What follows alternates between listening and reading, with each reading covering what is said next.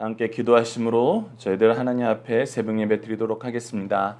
하나님 아버지, 지난 한 주도 저희들 눈동자같이 지켜주시고 저희들이 소속된 곳에서 저희들에게 맡겨진 사명들을 잘 수행할 수 있도록 인도해 주심을 감사합니다. 저희들 오늘은 한 주를 마무리하는 금요일입니다. 저희들 각자 위치에서 우리에게 주어진 삶의 수고를 충실히 수행할 수 있도록 인도하여 주셨고, 수고를 통해서 열매 맺게 하신 하나님의 은혜의 역사가 저희들 가정에 충만할 수 있도록 인도하여 주옵소서. 무엇보다도 오늘 하루를 마무리할 때 저희들 주일을 준비하며 주의 날을 바라보는 삶을 살 수 있도록 인도하여 주셨고, 우리에게 주신 시간과 재능과 물질을 들어 저희들 하나님의 사랑을 실천하며 우리에게 맡긴 영혼들을 하나님의 예배로, 하나님이 우리에게 주신 축복의 예배로 인도하는 시간들이 될 수 있도록 하나님 인도하여 주시옵소서. 함께 하심을 믿사오며 예수님 이름으로 기도드리옵나이다. 아멘. 함께 찬송가 80장 천지에 있는 이름 중 찬송가 80장으로 함께 찬양 드리도록 하겠습니다. 천지에 있는 이름 중 귀하고 높은 이름, 주 나시기 전 지으시 구주의 이름 예수. 주 앞에 내가 엎드려 그 이름 찬송함은 내 귀에 들린 말씀 중 귀하신 이름 예수. 주 십자가에 달릴 때 명패에 쓰인 대로 저 유대인의 왕이요 곧 우리 왕이시라. 주 앞에 내가 엎드려 그 이름 찬송함은 내 귀에 들린 말씀 중 귀하신 이름 예수. 지금도 살아 계셔서 언제나 하시는 일, 나 같은 죄인 부르사 참 소망 주시도다. 주 앞에 내가 엎드려 그 이름 찬송함은 내 귀에 들린 말씀 중 귀하신 이름 예수. 주 예수께서 영원히 어제나 오늘이나 그 이름으로 우리에게 참 복을 내리신다. 주 앞에 내가 엎드려 그 이름 찬송함은 내 귀에 들린 말씀 중 귀하신 이름 예수.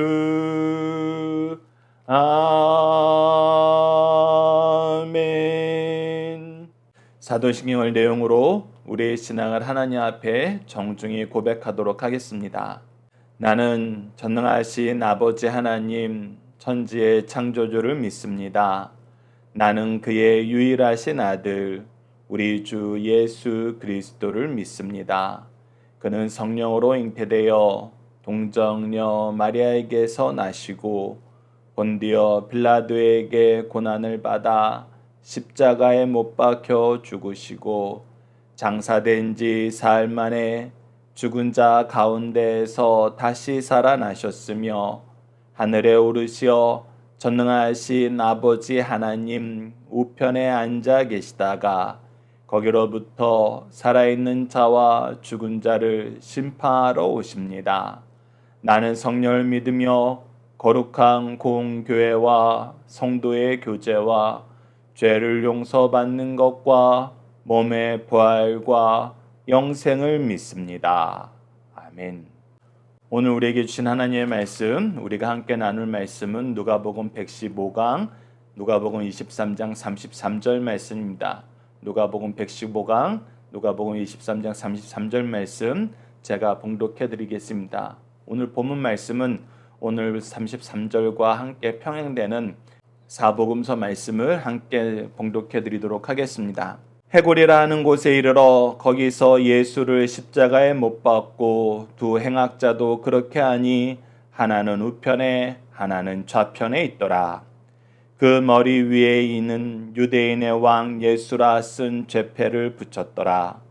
그 위에 있는 죄패에 유대인의 왕이라 썼고 빌라도가 패를 써서 십자가 위에 붙이니 나사렛 예수 유대인의 왕이라 기록되었더라. 예수께서 못 박히신 곳이 성에서 가까운 고로 많은 유대인들이 이 패를 읽는데 히브리와 로마와 헬라말로 기록되었더라.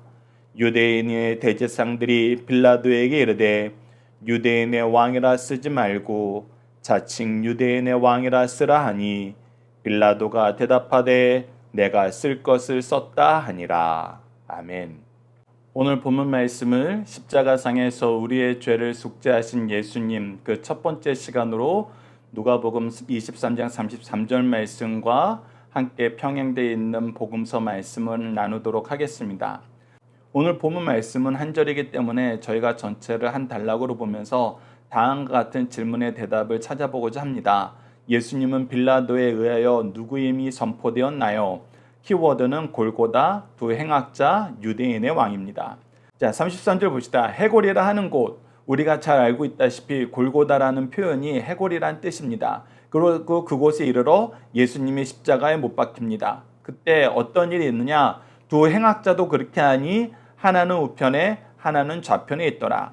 이 말씀도 우리가 하나님의 구약의 예언의 성취임을 볼 수 있습니다. 여러분들 함께 묵상할 말씀은 소개해드리지 못했지만 이사야서 53장 12절 후반절을 보면 이렇게 기록되어 있습니다. 이는 그가 자기 영혼을 버려 사망에 이르게 하며 범죄자 중 하나로 헤아림을 받았음이니라. 그러나 그가 많은 사람의 죄를 담당하여 범죄자를 위하여 기도하였느니라. 즉 예수님께서 제사장이 되셔서 십자가에 달려 돌아가실 때에는 범죄자와 함께 범죄자 중에 하나로 책을 받았습니다. 그럼에도 불구하고 예수님은 어떻게 하셨어요? 그들을 위해서 기도하셨어요. 우리가 그들을 위해서 기도한 내용을 어디서 발견할 수 있습니까? 가상칠언 첫 번째를 통해서 예수님이 그들의 죄를 용서해 줄 것을 하나님께 간절히 기도하는 것으로 가상칠언이 시작되는 것으로 우리가 확인할 수 있습니다. 이 말씀을 우리가 다음 시간 말씀을 통해서 좀 더 자세히 보도록 하겠습니다. 그리고 나서 오늘 본문 말씀에서는 상약되어 있는 말씀을 저희들이 평행 말씀인 다른 복음서 말씀을 들어서 잠시 묵상하는 시간을 갖도록 하겠습니다. 그것이 무엇이냐면 예수님이 어떤 분으로 죽으심을 맞이했냐는 것입니다. 특히 이 당시의 권력자인 빌라도의 입을 통해서 그의 일을 통해서 하나님께서는 예수님의 죽으심의 성격을 분명하게 드러내놓고 있습니다. 우리가 앞서 요한복음 말씀을 통해서 확인하였던 것처럼 죄 없는 예수님을 죽이고자 했을 때 그 해의 대제사장인 가야바를 통해서 하나님께서 모든 민족을 위해서 죽으시는 예수님의 영적인 의미를 선포하셨다면은 오늘 빌라도를 통해서는 예수님께서 유대인의 왕으로 죽으심을, 유대인의 왕이심을 선언합니다. 그 내용을 우리가 마태복음 27장, 마가복음 15장, 요한복음 19장 말씀을 통해서 확인할 수 있습니다. 특히 요한복음 19장 말씀 우리가 좀 더 자세히 보도록 하겠습니다. 앞서 마태복음 27장 37절을 보시죠. 그 머리 위에 있는 유대인의 왕 예수라 쓴 죄패를 붙였더라. 예수님이 죽으실 때 그 예수님의 죄패를 빌라도가 유대인의 왕이라고 붙이게 되었어요. 빌라도가 유대인의 왕이라고 죄패를 쓴 이유는 여러 가지가 있을 것입니다. 그 대표적으로는 유대인들이 그를 유대인의 왕이라고 고발했기 때문이죠. 그리고 예수님께 물어봤을 때 예수님의 왕권의 성격을 그가 알고 있었습니다. 그래서 그는 왕으로 죽으시는 것을 영적으로도 또 세상적으로도 분명히 인정을 받을 수 있었습니다. 그래서 그는 정치적인 판단으로 예수님이 유대인의 왕으로 죽으심을 선언한 것입니다. 물론 이것이 그가 유대인들에게 복수하기 위한 것인지 아니면 자기 개인의 판단인 것인지 그건 알 수 없습니다. 그러나 우리가 앞서 말씀드렸던 것처럼 하나님은 하나님의 뜻을 누구를 들어서든지 선포하게 하신다. 즉 하나님의 뜻은 반드시 성취된다. 이것을 우리가 함께 묵상했으면 합니다. 마가복음 15장 26절에서 동일한 말씀을 우리에게 가르쳐주고 있습니다. 그 위에 있는 제패에는 유대인의 왕이라 썼고, 이 내용을 가장 자세히 설명할 말씀이 바로 요한복음 19장 말씀입니다. 자, 요한복음 19장 19절로 22절 봅시다. 빌라도가 패를 써서 십자가 위에 붙이니 나사렛 예수 유대인의 왕이라 기록되었더라. 그의 출신까지 정확하게 기록되었어요. 나사렛으로부터 와서 유대인의 왕으로 이 자리에서 죽게 되었다. 그리고 이 기록을 다양한 말로 기록했습니다. 다양한 언어로 기록했어요. 그것이 무엇이냐면 예수께서 못 박히신 곳에 성에서 가까운 곳으로 많은 유대인들이 이 패를 읽는데 히브리와 로마와 헬라말로 기록되었더라. 즉 예수님이 계신 이 예루살렘에서 그 당시 어떤 나라에서 어떤 언어를 쓰든지 다 알아들을 수 있도록 모든 사람들이 이것을 볼 수 있도록 세 가지 언어로 기록되었다는 것입니다. 우선 유대 지역이기 때문에 히브리어로 기록을 했고, 로마의 공식적인 행사이기 때문에 로마어로 기록을 했고, 그리고 그 당시에 많은 사람들이 통용하는 헬라어로 기록함으로써 이 예수님의 죽음의 성격을 이것을 보는 모든 사람들이 이해할 수 있도록 하나님께서 만드셨다는 거예요. 누구를 통해서? 빌라도를 통해서.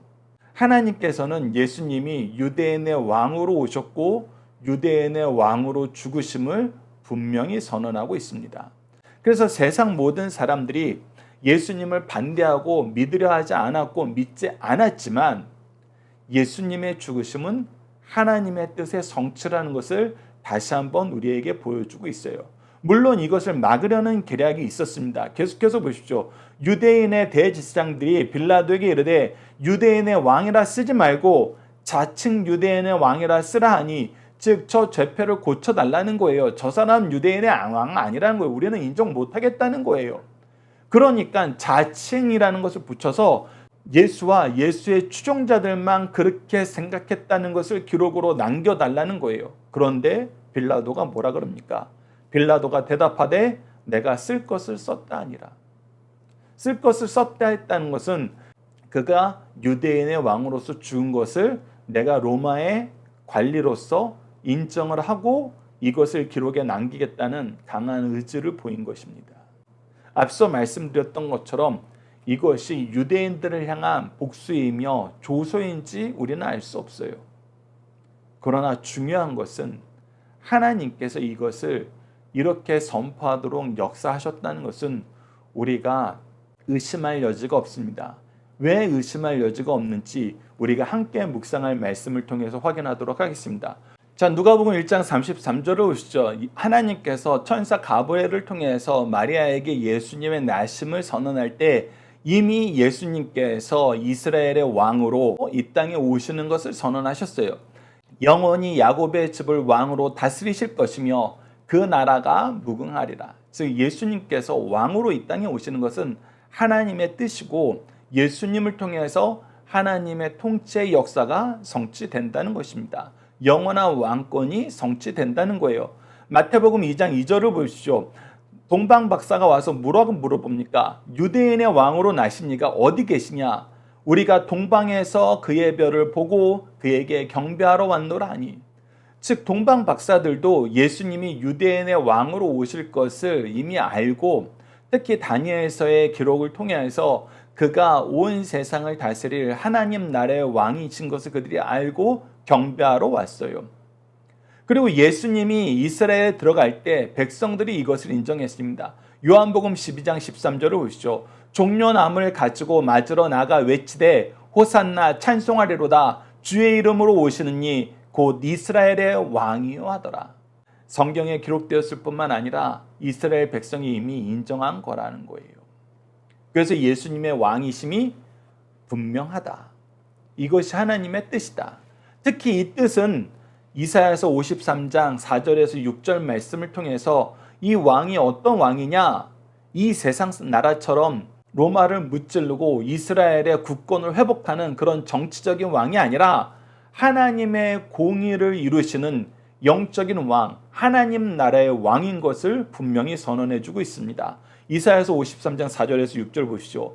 그는 실로 우리의 질고를 치고 우리의 슬픔을 당하였거늘 우리는 생각하기를 그는 징벌을 받아 하나님께 맞으며 고난을 당한다 하였노라. 그가 질고를 당하고 슬픔을 당하는 것, 고통과 아픔 중에 있는 것을 그것은 하나님께 벌받아서 그런 거지 라고 생각하면서 사람들을 그를 천시했어요. 무시했어요. 외면했어요. 그러나 사실은 그는 무엇을 하시는 왕이었어요? 우리 죄를 담당하시는 왕이었다는 거예요. 그가 찔림은 우리의 허물 때문이요 그가 상함은 우리의 죄악 때문이라. 그가 징계를 받으며 우리는 평화를 누리고 그가 채찍에 맞음으로 우리는 나음을 받았도다. 그의 고난을 통해서 우리를 치료해 주시는 하나님의 의로운 통치를 이루시는 하나님이 보내신 왕이었다는 것입니다. 우리는 다 양 같아서 그릇 행하여 각기 제 길로 갔거는 여호와께서는 우리의 모든 죄악을 그에게 담당시키셨도다. 그래서 길 잃어버린 방황하는 죽음으로 달려가는 양 되었던 우리를 한데로 모아서 하나님께 인도하는 참된 왕이었다. 선한 목자셨다.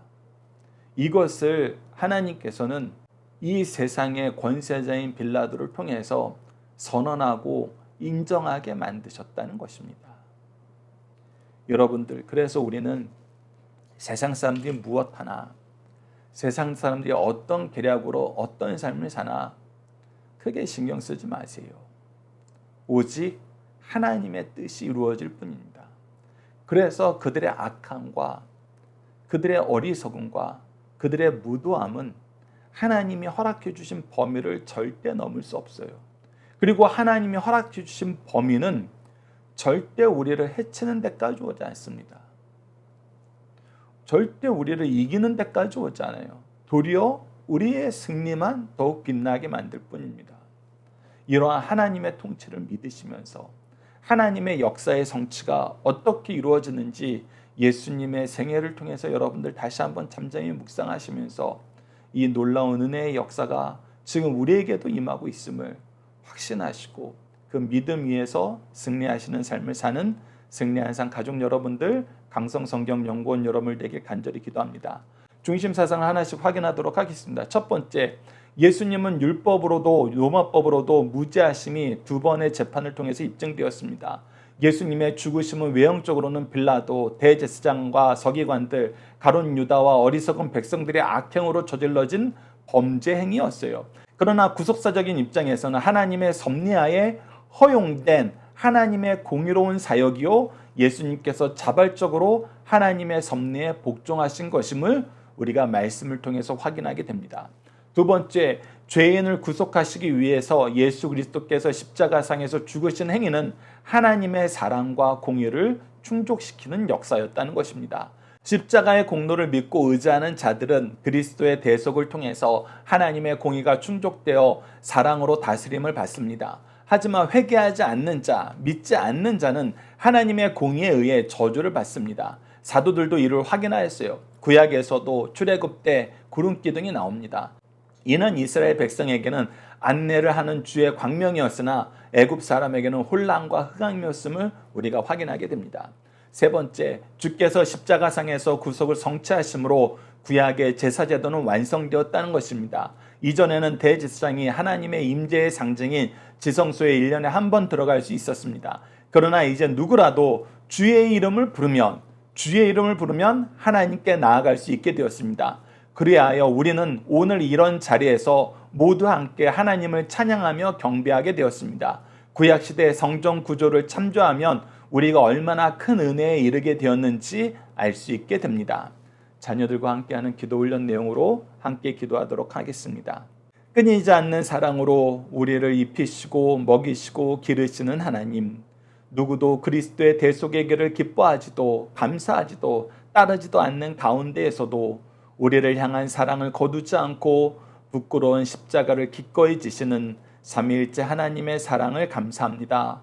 주님을 통해 이루신 사랑, 우리에게 주신 귀한 생명의 말씀, 승리를 위해서 주신 기도의 능력, 우리보다 항상 먼저 일하시고 도우시며 결과를 책임져 주시는 성령의 도우심을 우리에게 허락해 주셨는데 우리는 이 모든 보화를 멀리하고 오직 세상의 정욕과 탐욕의 노예가 되어 미련하고 어리석게 살아감을 용서해 주소서.